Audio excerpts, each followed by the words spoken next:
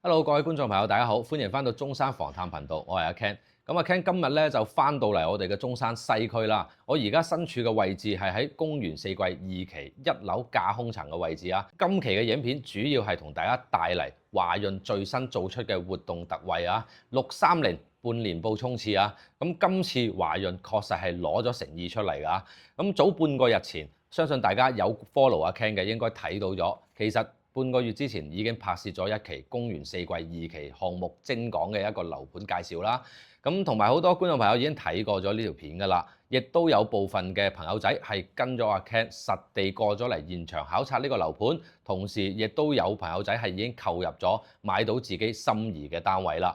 咁今期嘅話呢，就唔會講太多一個樓盤嘅講解同埋周邊配套嘅講解，因為其實我覺得睇得公園四季嘅買家，大家都應該係已經做足功課㗎啦。周邊嘅環境、周邊嘅生活配套以及周邊嘅醫療交通配套，已經係完全係能夠可以話喺中山嚟講數一數二㗎，最強嘅配套之王。所有嘅配套亦都係步行能夠到達得到㗎。咁所以今期我哋就直奔主題啦，嚟睇下華潤今期究竟搞緊啲乜嘢活動啊！咁首先，630咧，大家唔知理唔理解啊？630其實係每個內地嘅開發商上半年年報嘅一個時間節點啊。咁所以一啲上市嘅開發商或者國企央企，佢哋都會喺呢一個期間做相對應嘅一啲促銷活動啊。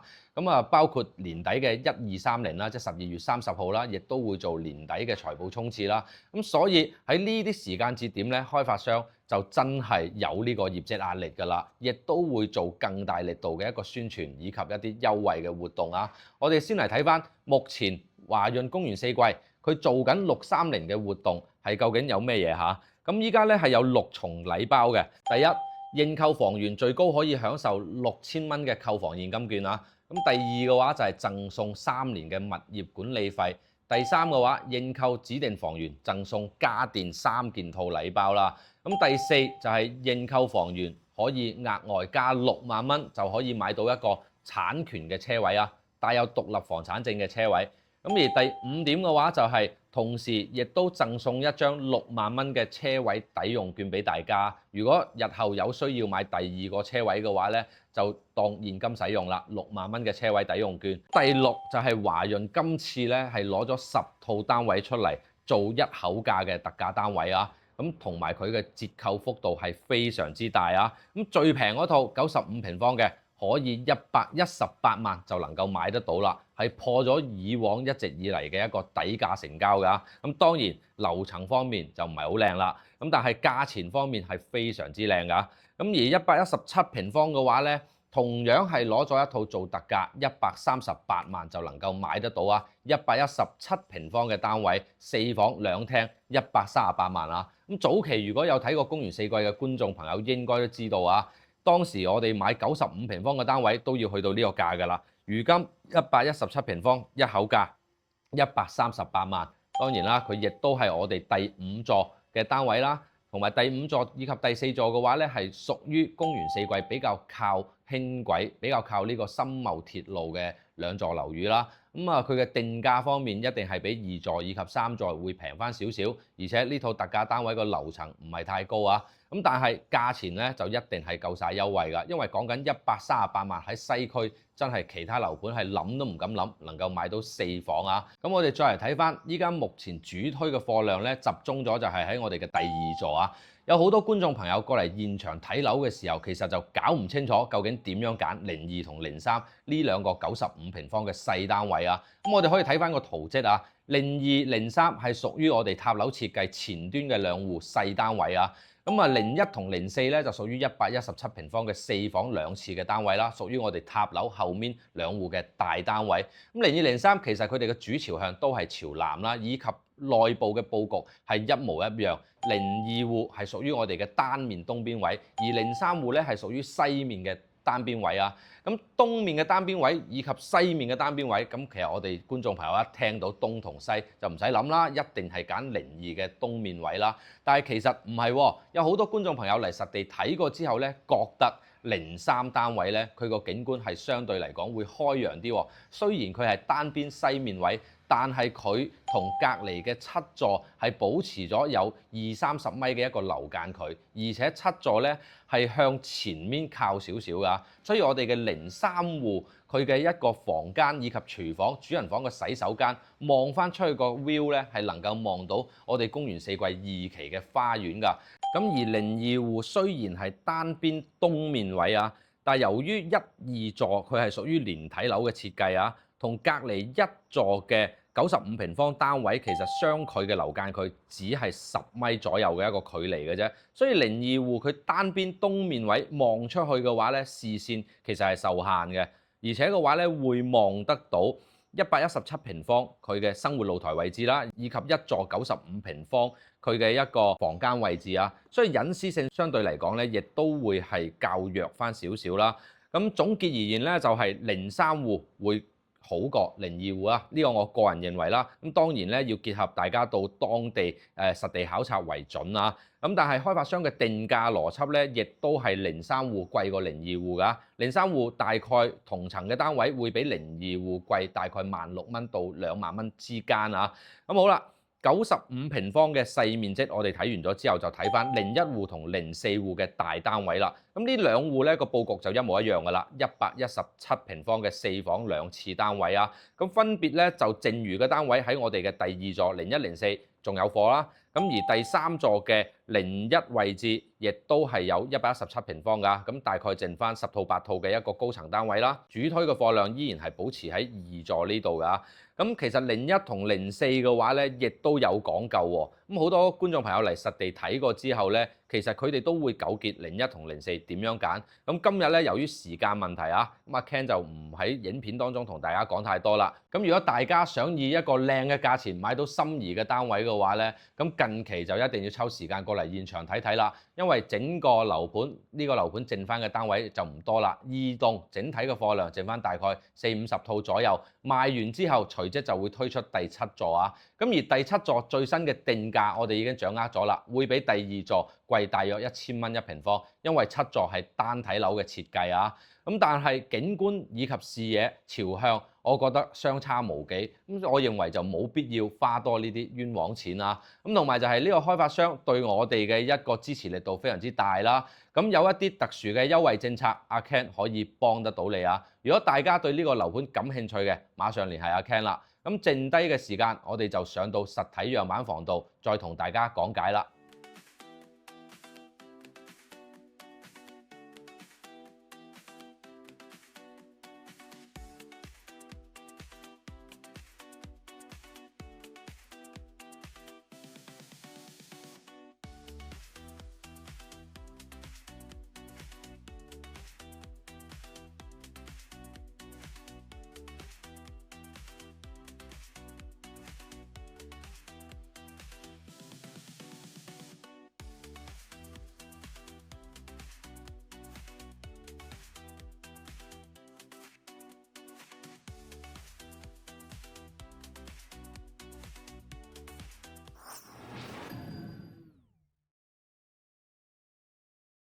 各位觀眾朋友，咁阿 Ken 依家就嚟到咗3座2樓嘅實體示範單位啊。咁我哋可以睇到呢2部就係電梯位啦。出咗嚟之後咧，可以見到我嘅左手邊呢2個單位就係細面積95平方嘅02以及03啦。咁其實02同03佢門口嘅位置都會有少少唔同。我哋可以睇到02戶佢個門口係對住公區位以及電梯間啦。咁而03戶嘅話咧係縮咗入嚟嘅。而且佢門口係多咗2個平方嘅一個私家位啊，咁所以其實開發商就唔會計錯數嘅，貴嗰萬零蚊咧，呢度亦都係存在一定嘅價值。咁我哋再嚟睇翻交樓標準啦，指紋密碼鎖以及呢個實木嘅防火門都係我哋嘅交樓標準。咁入咗戶之後，呢度係有個預留咗個鞋櫃位啦。咁延伸翻入嚟客廳以及我哋嘅餐廳位啦。咁整體嘅開間咧係做到3.5米㗎。咁其實如果按照現在95平方嘅單位做到3.5米嘅開間，我認為係接受嘅。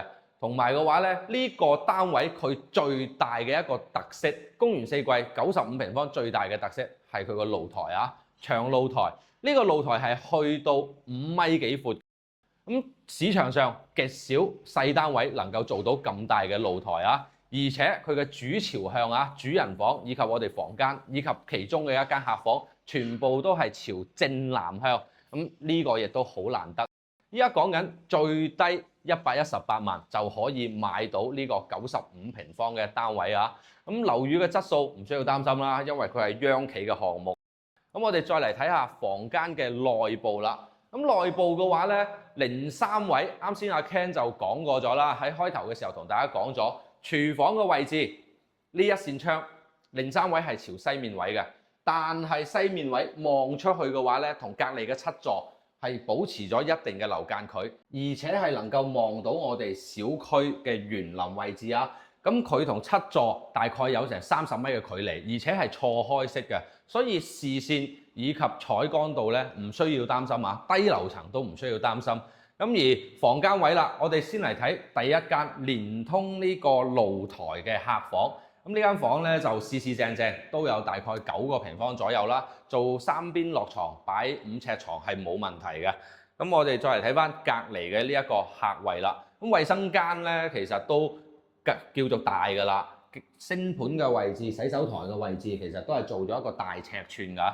咁再嚟睇翻我哋第二個東面位嘅位，第二個西面位嘅位置啦。咁呢一間客房就係朝西面位嘅，但係雖然佢朝西啊，佢望到我哋整個小區嘅園林以及內部，咁所以佢個景觀咧，我覺得係開揚好多㗎。咁而02戶佢就係望到隔離嘅1座啦，所以景觀視野咧相對嚟講就會差少少。咁當然客房朝西，我認為唔緊要啊，因為我哋嘅主人房都係朝南面位㗎。咁最後睇翻主人房嘅位置啦，第3個不同之處就係我哋嘅主人房嘅洗手間。主人房洗手間即係套廁入面呢一扇窗，同樣係望到花園。03戶係望花園，而02戶嘅話咧，就望隔離嘅第1座，咁所以景觀視野其實我覺得係差別其實都係比較大㗎。咁啊，再嚟睇翻主人房入面啦，內部嘅話咧擺6尺床，做埋衣櫃冇問題嚇。咁呢一個咧就算係敗筆啦，差唔到呢個飄台係差唔到嘅，因為下面係我哋冷氣機嘅一個主機位。但係南向望翻出去嘅話，如果高層第2座嘅單位高層係可以望到好遠嘅一個景觀啊。OK 啦，咁呢個95平方嘅單位啊，依家最平特價118萬。如果想要高樓層少少嘅，大概120零萬都能夠買得到。首期約莫係18、9萬左右就可以上到車。有興趣嘅就聯繫阿 Ken 啦。咁我哋睇完呢個95平方，再睇下01戶同04戶，即係兩個117平方嘅4房單位啦。咁呢兩個4房其實我認為咧，就喺西區嚟講咧，佢係屬於比較叫做實用嘅戶型啦，同埋就係呢隻積比較少啊。咁啊私家走廊位入戶嘅，入到嚟之後嘅話咧，我哋可以睇到鞋櫃位咧係預留咗一個好大尺寸嘅鞋櫃位啊。咁日後做到頂咧，其實收納空間咧都會比較大。咁而入到嚟咧，可以睇到客廳嘅佈局就係南北對向啦，南北對流嘅。呢個開積嘅話，好多客都中意啊。咁啊，因為兩邊窗打開咗之後咧，佢個對流風係非常之大。咁我哋現時咧就喺第3座啦。咁第3座佢嘅北面位係望到深茂鐵路啊，即係我哋日後嘅一個高鐵啦。但係如果你買高層少少嘅單位嘅話咧，係一望無際㗎，萬家燈火全部望到晒，而且正前方係冇任何嘅遮擋，基本上10零樓你就已經可以望到好遠嘅景觀啦。咁如果日後係考慮封窗嘅話咧，噪音我認為係一定唔會有影響啦。封個窗基本上就冇問題㗎啦。但係如果你話唔封窗嘅話，多多少少鐵路聲係會有少少㗎嚇。咁啊，我哋再嚟睇翻餐廳嘅位置，呢個飯廳位。飯廳位呢邊嘅露台咧就朝南向嘅，呢個露台位置3座嘅117平方係可以望到我哋小區嘅入門位以及一個水景台嘅位置啊。咁而第2座嘅話咧就喺我哋嘅正前方啦，呢個位置就係我哋嘅第2座啦。啊，第1座、第2座挨埋一齊嘅。咁啊，如果第2座嘅117平方嘅話咧，佢嘅大露台係可以直望到我哋嘅小區園林位㗎啦。咁所以我覺得第2座嘅性價比都會比較高啊，佢個價錢係會比第3座平大概10零萬左右。咁我哋依家非常之好風啊。2樓嘅位置兩邊打開，咁其實個光線係好猛嘅。如果揀到6、7樓嘅話，基本上你唔需要擔心呢個採光嘅問題啦。咁我哋可以入嚟睇翻房間嘅位置啦。呢個117平方係做咗4間房嘅。我哋先嚟睇翻入面嘅3間房先。咁我嘅左手邊咧係第一間嘅客房。呢間客房嘅話咧，同樣係超過10個平方嘅，面積相對嚟講係比較大㗎。咁啊，再嚟睇翻洗手間啦。洗手間嘅話咧，客廁位置。客廁位置嘅話咧，有啲客咧就比較介意一樣嘢，就係洗手間嘅呢個飄台位啊。但係呢個飄台位係全贈送㗎，一個方嘅面積都唔計。咁其實我覺得都有好過冇咯。即係日後嘅話，即係年紀大啊，可以擠啲嘢落去，或者坐住沖涼都冇問題啊嘛。咁啊，再嚟睇翻第2間客房。第2間客房嘅話咧，呢邊同樣係朝北面位。咁如果再高層少少，呢間房間嘅一個視線咧，我覺得係非常之靚，而且佢係前面一線無遮擋啊。咁喺西區你想揾到一線無遮擋嘅景，其實真係好難得啊。咁我哋再嚟睇翻主人房啦。主人房嘅空間咧就會大好多啊。咁同埋咧，主人房係做到南北對流嘅。咁洗手間嘅窗一打開，以及我哋房間入面嘅窗打開嘅話咧，佢嘅通風效果係非常之好㗎。而且呢個主人房開發商係已經預留咗兩邊嘅一個衣櫃位啊，儲物嘅空間亦都係非常之大啊。再嚟睇翻套廁方面啦，套廁嘅話個空間基本上同出面客廁係一模一樣，可以放到大尺寸嘅一個鏡櫃啊。到時候我哋收咗樓之後咧，延伸到過嚟呢邊就 OK 啦。咁所以我覺得呢個117平方，依家咁嘅價位，我覺得係即係其實喺市區入面你係冇競爭對手㗎啦。咁東區你只能夠買到80零方嘅啫。如果係講緊100零萬138萬啊。咁如果你係話火炬開發區，甚至乎你要買4房嘅話，都要超過130、140萬㗎啦。咁現在呢個價錢，我覺得好優惠。但係好老實同大家講啊，現在開發商做緊特價嘅呢套117平方138萬嘅總價。佢唔係2座，亦都唔係3座，而係我哋清緊尾貨嘅第5座。嗱，咁我哋喺第3座嘅露台就可以望到啦。依家講緊嘅呢一套138萬嘅117平方，就係隔離呢一座啦。咁佢係比較靠鐵路啦，同埋呢套單位係2樓㗎，係2樓㗎。咁如果對樓層係有要求嘅觀眾朋友咧，咁我建議就買翻高少少啦。但係如果高翻上去10零樓嘅視野嘅話咧，價錢就要去到最平都要150幾萬啦。咁甚至乎如果你要一啲好啲嘅座數，咁去到160幾萬嘅。OK， 咁啊，我哋整體睇完咗入面嘅3間房啦，最後嘅3+1，另一間房係+1房啊，即係呢一間以陽台佈建嘅一個房間啦。呢埲牆其實可以拆咗佢，拆咗佢之後咧，成個客廳就變咗，你話佢橫廳又好，直廳又好，佢係一個 L 型嘅大客廳，而且係南北對流，可造性非常之大啊！咁呢個單位117平方，4房2廁，如果追求遠景嘅觀眾朋友咧，就可以揀3座啦。如果係追求花園景觀嘅觀眾朋友，就揀2座啦。咁當然啦，定價方面，第3座嘅單價以及總價係會比第2座要貴啊，因為第3座望翻出去係一線無遮擋啦。咁而我哋嘅第2座，我建議啊，各位觀眾朋友就唔好揀太高啦，因為第2座佢主要嘅景觀係望翻花園內部啊。咁樓層方面，如果太高嘅話，反而係望唔到我哋嘅花園啊。咁當然啦，上個禮拜我哋亦都賣咗2套嘅一個117平方第2座嘅單位啦。望翻花園個景觀，我哋用咗航拍機睇完咗之後呢，其實真係好靚啊！咁而且低樓層嘅單位係賣得快過高樓層喎，所以如果對呢個單位係有興趣嘅觀眾朋友，嗱臨啦，因為剩低嘅低樓層貨量一隻手數得晒啊！咁今期嘅節目就差唔多啦。如果各位觀眾朋友係有需要約實地睇樓嘅話，隨時可以聯繫阿 Ken 啊。上方咧就有我嘅聯繫方式，我哋可以安排專車到香港接送你過嚟呢邊現場實地考察㗎。咁我哋下期見啦，拜拜。